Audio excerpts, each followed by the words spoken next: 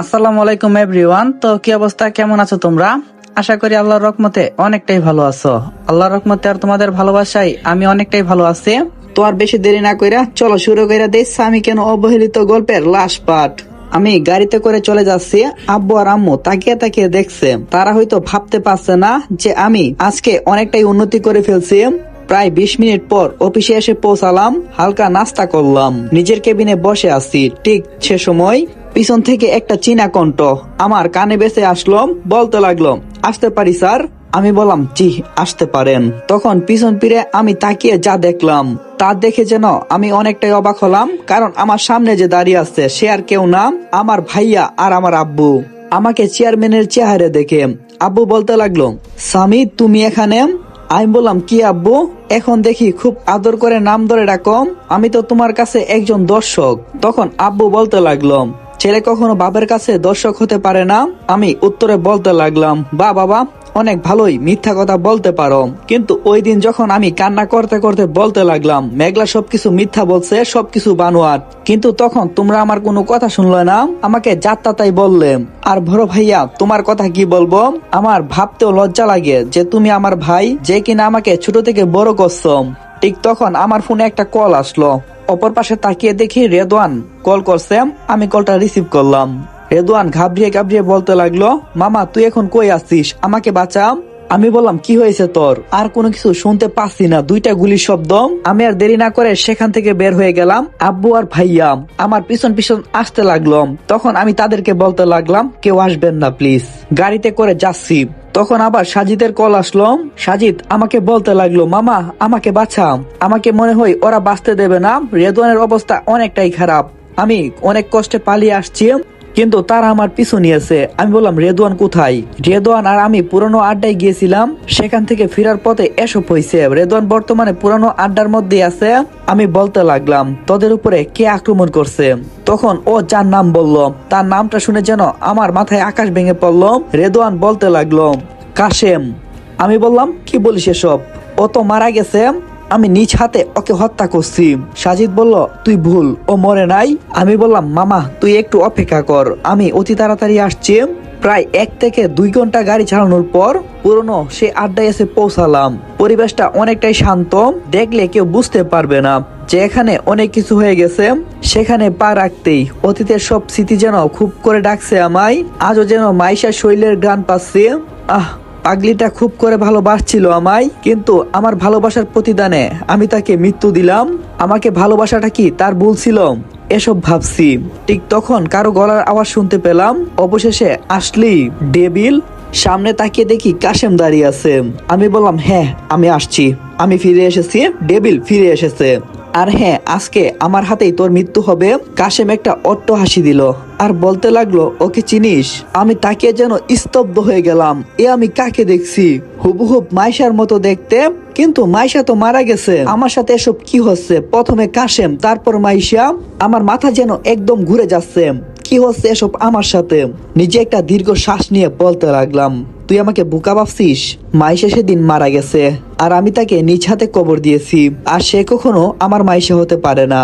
তখন কাশেম একটা অড্ড হাসি দিয়ে বলতে লাগলো, আমি জানতাম ডেভিল অনেকটাই বুদ্ধিমান, কিন্তু আমার বুদ্ধির কাছে তুই শূন্য রে ডেভিল। আমি বললাম, পাগলামি না করে বল।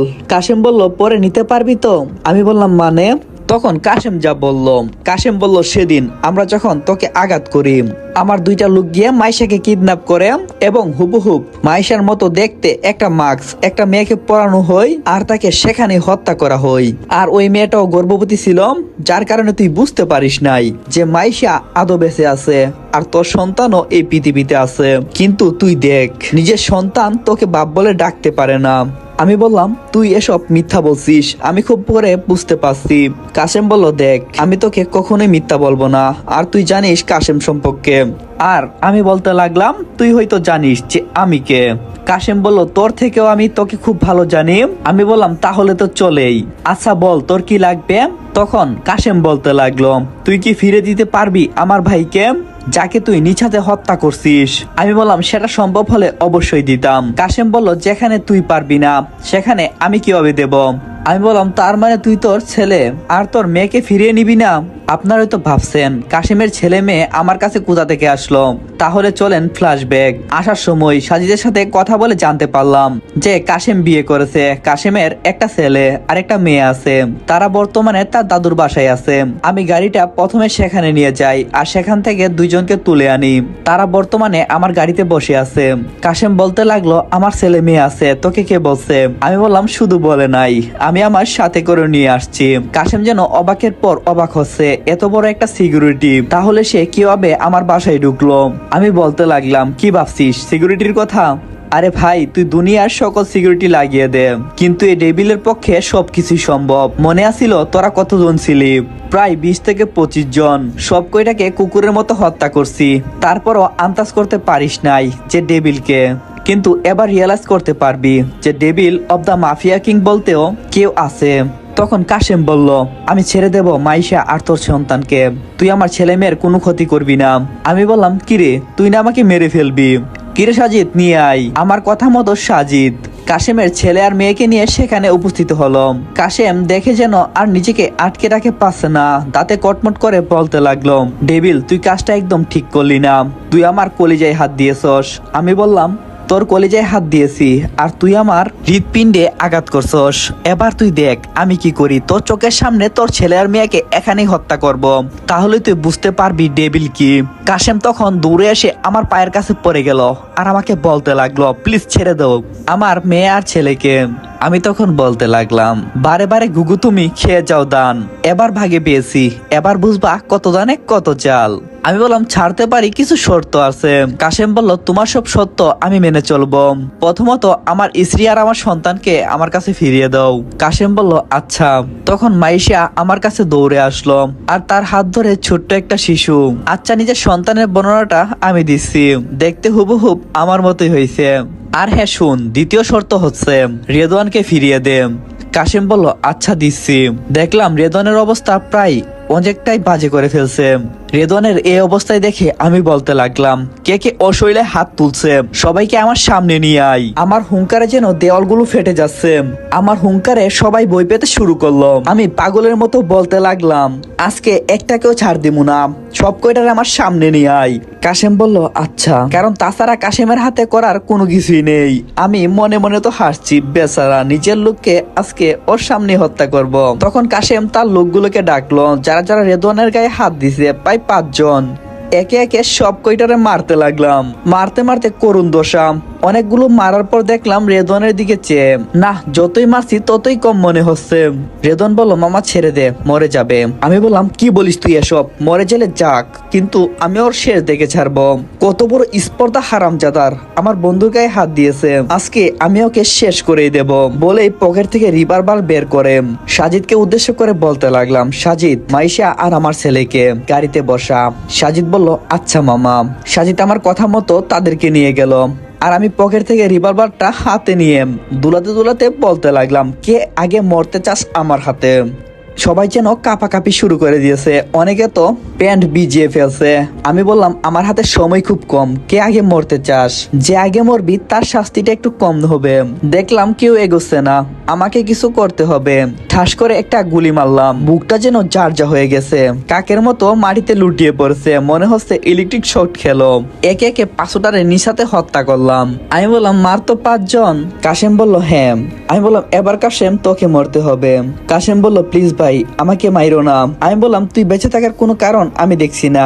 তখন কাশেম কান্না করতে করতে বলতে লাগলো সত্যি বলতে কি ডেভিল, আমার সন্তানদের আপন বলতে আমি ছাড়া এই পৃথিবীতে কেউ নেই। আর একজন বাবা কখনো তার সন্তানকে একা রেখে যেতে চায় না এই দুনিয়া থেকে।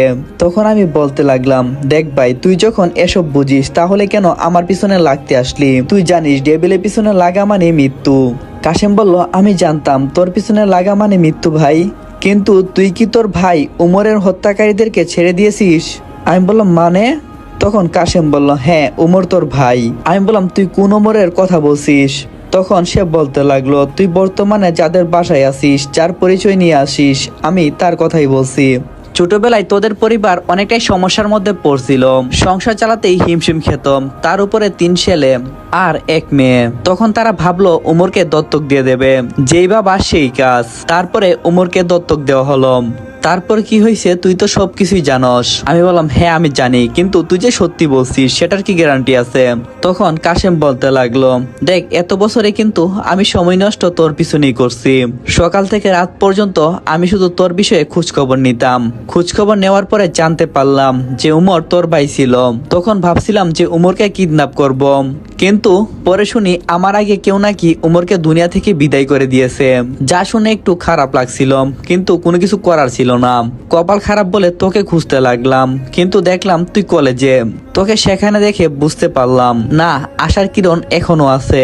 আমি আমার ভাইয়ের হত্যার প্রতিশোধ নিতে পারবো। আমি বললাম কাশেম, একটা কথা তোকে বলে দিচ্ছি, তুই একটা কথা চিন্তা কর। কাশেম বলল কি কথা? আচ্ছা আমি যদি এখন তোকে হত্যা করি তখন তোর ছেলে সন্তানগুলো তো এতিম হয়ে যাবে। কাশেম বলল এমনটা করিস না। আমি বললাম বই পাইস না, কথার কথাই কইলাম, তুই বল। কাশেম বলল হ্যাঁ। আমি বললাম তোর ছেলে সন্তান যদি এতিম হয়ে যায় তাদেরকে কোথায় দেওয়া হবে? কাশেম বলল এতিমখানায়, কারণ তাদেরকে দেখার মতো যে কেউ নেই। আর আমার যা আপনজন আছে সবাই আমাকে টাকার জন্যই সম্মান করে আর টাকার জন্যই ভালোবাসে, সেটা আমি খুব ভালো করে জানি। আমি বললাম তা যখন জানিস, তোর ছেলেকে যদি আর মেয়েকে যদি এতিমখানায় দেওয়া হয়, বর্তমানে তো অনেকের ছেলে মেয়ে এতিমখানায় আছে যাদের বাবা মা দুনিয়াতে নেই। কাশেম বলল হ্যাঁ, কিন্তু আমি যদি তাদের পেটে লাথি দিয়ে তাদের কাছ থেকে সমস্ত কিছু কেড়ে নেই, তাদের দান বাক্স থেকে সব টাকা নিয়ে আসি, খাবারের সব জিনিসপত্র ভাঙচুর করি, তখন তোর কেমন লাগবে? তখন কাশেম বলতে লাগলো অনেকটাই খারাপ লাগবে, যেহেতু আমি এটার দায়িত্বে আছি আর আমার সবকিছু এভাবে তছনছ করে দিল কেউ। তখন আমার মাথাটা ঠিক কেমন কাজ করবে। কিন্তু আমি তোর ভাইকে ভালোই ভালোই বলছিলাম যে টাকাগুলো এনে থাকলে আমাকে দিয়ে দিতে, কিন্তু তোর ভাই মুখে মুখে কথা বলছে, দেন অনেক বাজে ভাষায় আমাকে গালাগালি করছে, আমাকে সবার সামনে অপমান করছে, আর সে বলে দিয়েছে তার কাছে কোনো টাকা নেই। আর তুই হয়তো খুব ভালো করে জানিস আমি এসব কোনো কিছু সহ্য করতে পারি না, গরিবের হক মারা, তাই আমার তাকে হত্যা করতে হয়েছে। আমার কথা শুনে কাসেম কোনো কিছু বলছে না, অজরে কান্না করছে। আমি বললাম একটু বোঝার চেষ্টা কর, তুই দেখছিস এই পর্যন্ত ডেবিল বিনা অপরাধে কাউকে হত্যা করছে। কাসেম বলল না, যারা অপরাধ করছে তাদেরকে শুধু ডেবিল শাস্তি দিয়েছে। আমি বললাম হ্যাঁ। আচ্ছা এই নে তোর সন্তান। এই বলে তার 2 সন্তানকে তার হাতে ফিরিয়ে দিলাম। আর সেখান থেকে আমি আর মাইশা চলে আসলাম। তাদেরকে রাজশাহীর একটা প্লাটে রেখে, প্লাট কেন বলছি, আমার নিজ বাড়ি, সেখানে রেখে আমি অফিসে চলে গেলাম। গিয়ে দেখি ভাইয়া আর আব্বু এখনো বসে আছে। আমাকে দেখা মাত্রই বলতে লাগলো, আমরা একটা কাজের জন্য আপনার কাছে আসছি স্যার। বাবের মুখে স্যার নামটা শুনে কলিজা ধুমড়ে মুছতে যাচ্ছে। ভাবতেছি তাদেরকে ক্ষমা করে দেব, কারণ আমার একটা সন্তান আছে। আর আপনারা তো সবাই জানেন যে মাইশা একজন ইতিম, যার এই দুনিয়াতে আপন বলতে কেউ নেই। আমি যদি তাদেরকে ক্ষমা করে দেই, মাইশার একটা ফ্যামিলি হয়ে যাবে, নতুন করে তার বাবা আর মাকে খুঁজে পাবে। তাই ভাবছি তাদেরকে ক্ষমা করে দেব। আমি বললাম আব্বু তুমি এসব কি বলছো? আমি তোমার ছেলে, আর ছেলেকে কখনো স্যার বলে নাকি? আমার এই কথা শুনে আব্বু আমাকে জড়িয়ে ধরে কান্না করতে লাগলো আর বলতে লাগলো, বাবা আমার অনেকটাই ভুল হয়েছিল, আমাকে ক্ষমা করে দে। আমি বললাম ক্ষমা তো তোমাদেরকে আমি সেই দিনই করে দিয়েছি, তারপর আর কি করার? আমাকে যিনি এখানে নিয়ে আসছে আর যার জন্য আমি এত কোটি টাকার মালিক, ওনার সাথে কথা বললাম, ওনার মনটা অনেকটাই খারাপ যে আমি আজকে তাদেরকে ছেড়ে চলে যাব নিজ বাসায়। মা তো আমাকে ধরে কান্না করে দিল আর বলতে লাগলো, উমর হয়ে থেকে যাস না আমার কাছে। আমি বললাম মা আমি কখনো বলিনি যে আমি তোমাদেরকে ভুলে গেছি আর আমি তোমাদের পাশে থাকবো না। আমি যতদিন এই দুনিয়ার বুকে আছি তোমরা আমার বাবা মা সব সময় থাকবে। তোমরা মনে করতে পারো যে তোমাদের উমর বেড়ানোর জন্য গেছে। আম্মু কান্না করছে আর একটা কথাই বলছে, বাবা ফিরে আসবি তো আবার? আমি বললাম হ্যাঁ আম্মু ফিরে আসবো। তারপর গাড়ি নিয়ে বের হয়ে গেলাম বাসার উদ্দেশ্যে। আমি আসবো শুনে বাড়িটা অনেক সুন্দর করে সাজানো গুছানো হয়েছে আর মাইশা সম্পর্কে সবকিছু তাদেরকে খুলে বলছিলাম, তাই আর কোনো সমস্যা হয়নি। বাসায় গেলাম, গিয়ে দেখলাম মেঘলা কুলে একটা বাচ্চা নিয়ে বসে আছে, তার মানে মেঘলারও বিয়ে হয়ে গেছে। খোঁজ নিয়ে আরো জানতে পেলাম নীলা নাকি এখন তার ফ্যামিলি সহকারে দেশের বাইরে চলে গেছে। থাক ওইসব বিষয় নিয়ে আর ভাবলাম না, কারণ এখন আমার বউ সন্তান দুইজনই আছে। নেহা তো আমাকে পেয়ে বেশ খুশি হয়েছিল। আস্তে আস্তে সবাই আমাদেরকে খুব আপন করে নিতে লাগলো, আমাকে বলতে মাইশা আর আমার সন্তানকে। আর আমরা মাঝে মধ্যেই উমরদের বাসায় যাই, আমাকে পেয়ে তারা অনেকটাই খুশি হন। এভাবে চলতে লাগলো আমাদের দিনকাল, অনেকটাই ভালোই আছি। আসসালামু আলাইকুম এভরিওয়ান। অতি দুঃখ সহকারে জানানো হচ্ছে যে গল্পটা এখানেই সমাপ্ত হয়েছে। আশা করি নেক্সট গল্প খুব তাড়াতাড়ি আপনাদের মাঝে দেওয়া হবে। ততক্ষণ পর্যন্ত আপনারা আমাদের সাথেই থাকবেন। আর হ্যাঁ গাইস, সবসময় মনে রাখবেন, ভুলে যাবেন না এই আমারে। আর গাইস, আমি একটা কথা খুব ভালো করে বুঝতে পারছি, লাস্ট পার্টে আপনারা তেমন মজা পাননি। তবুও আমি জানতে চাই এই গল্পটা কার কাছে কেমন লাগছে, আর কে কোথা থেকে আমার ভিডিওটা দেখছেন অবশ্যই কমেন্টে জানাবেন। আর হ্যাঁ, যারা আমাদের সাথে সরাসরি কথা বলতে চান, ডিসক্রিপশন বক্সে আমাদের টেলিগ্রাম চ্যানেলের লিংক দেওয়া আছে, আপনারা চাইলে সেখানে যোগ হতে পারেন এবং আমাদের সাথে কথা বিনিময় করতে পারেন। আর ভালো থাকবেন, নিজেকেও খেয়াল রাখবেন। আল্লাহ হাফেজ। আর গাইস, আমাদের নতুন আরেকটি চ্যানেল আছে সাজিদ অলওয়েজ অন ফায়ার, ওইটাতে গল্প দেওয়া আছে, আপনারা লিংকের মাধ্যমে ওইটাতে দেখতে পারবেন। ডিসক্রিপশন বক্সে চ্যানেলের লিংক দেওয়া আছে, সবাই সাবস্ক্রাইব করে রাখুন।